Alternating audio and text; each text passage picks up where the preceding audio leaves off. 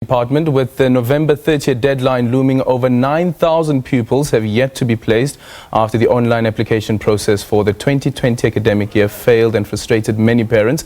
In a surprise move, the department hopes that the reintroducing of Afrikaans as a medium of instruction in some township schools could alleviate the pressure. Right now I'm joined in studio by the Gauteng Education Department spokesperson, Steve Mabona. Good evening and welcome to The Full View. What's the status at the moment? The last update that we got was that over 9,000 pupils are still to be placed.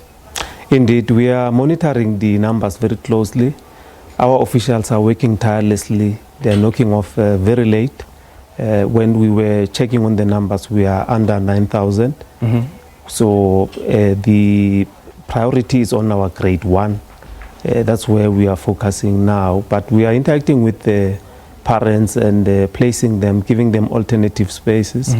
And we just want to appeal with parents that if we cannot give you what you prefer, what you want, unfortunately our schools are full. I mean, we went through a process of encouraging schools to increase their capacity, and they have done so. I mean, most of the schools, they have increased their capacity.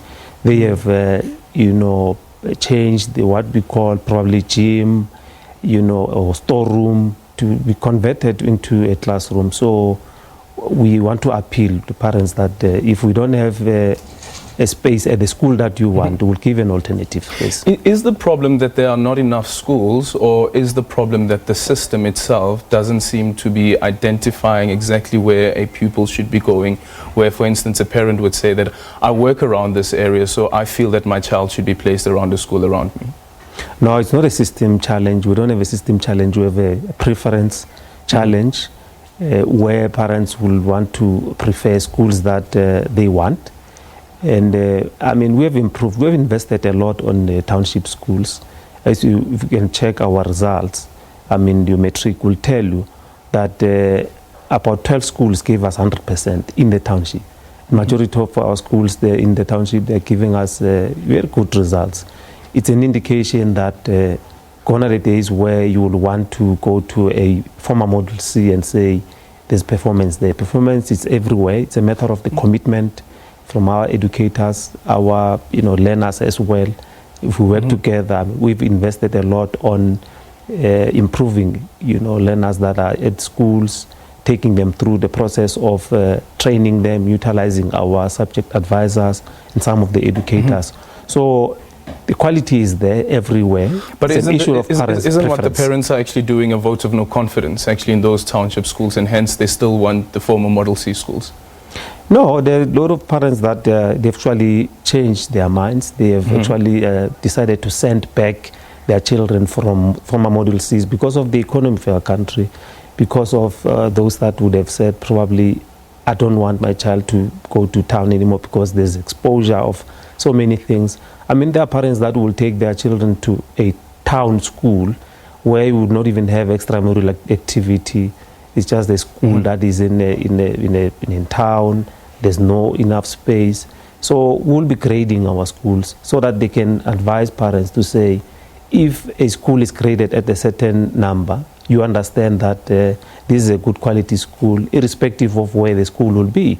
So parents would not have to look at the school uniform or ask a friend to say, how is the school doing? You look at the performance, and now that we're also going to, assess our primary school education to say, this one, when we say this is a good school, what do we mean by that? Okay, then tell us about the reintroduction of Afrikaans as a medium of instruction, as a way of trying to alleviate this problem that the department is currently facing. Look, Afrikaans was not even a priority for us. Priority was introducing English. In the undersubscribed schools, there are schools that you see the numbers are very low, or schools that parents are not even applying there. So we want to convert those schools to utilize the English as a form of language of teaching and learning, which will then assist those that will be coming back from your former Model C schools to say, when they go into the township, there's a school that is going to accommodate them. But isn't that already the case, that English is the medium of instruction? No. There are schools that a language of teaching and learning, it's probably isiZulu or Sepedi or Sesotho. So it becomes difficult for learners that will be probably coming from the former models because they will be doing Afrikaans and English only. Okay, so AfriForum is saying, or at least some organizations are arguing, that the reason that the department is introducing this and having Afrikaans as a medium of instruction in some township schools is because you want other races to go to those township schools. Is that indeed the case? No, that's a distortion. I mean, we never said that. I mean, we never said that. I mean, introduction of English or even Afrikaans in the township does not mean that we'll be saying other races or, you know, African-speaking races must go to townships. Why aren't you saying it? No, I mean, why must we say that? We are bringing an option that will be saying, if in the township we need to introduce English, let's introduce it. If in the township we need to introduce Afrikaans, let's introduce it, because there are those that will say we are comfortable to use Afrikaans. Yeah, but that's only an answer to what would seem to be black parents who live in the townships or those who want to have their kids in the townships. But what about white pupils, Afrikaans-speaking pupils as well? Why aren't they being, through the system that you currently have, also being forced to go and get taught in the townships? No, but remember, we can't force parents to take, you know, children anywhere. Yeah, but but we just spoke about the system earlier on, and you said that the parents should accept where the system allocates them space for the child to go to.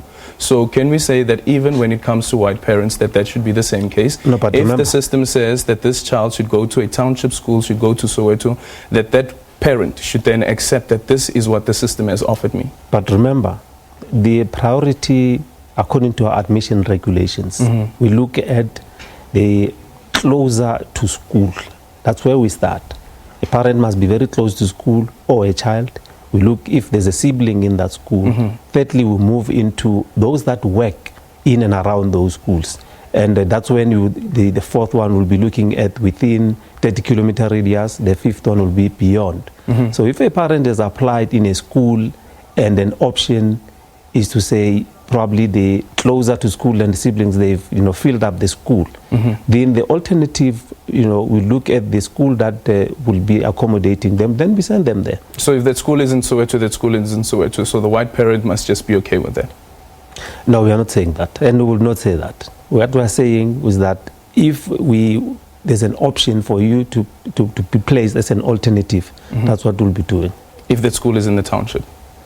No, we are not looking at whether the school is in a township or isn't a bit. We look at the application. Where did the parent apply? And where does the parent stay?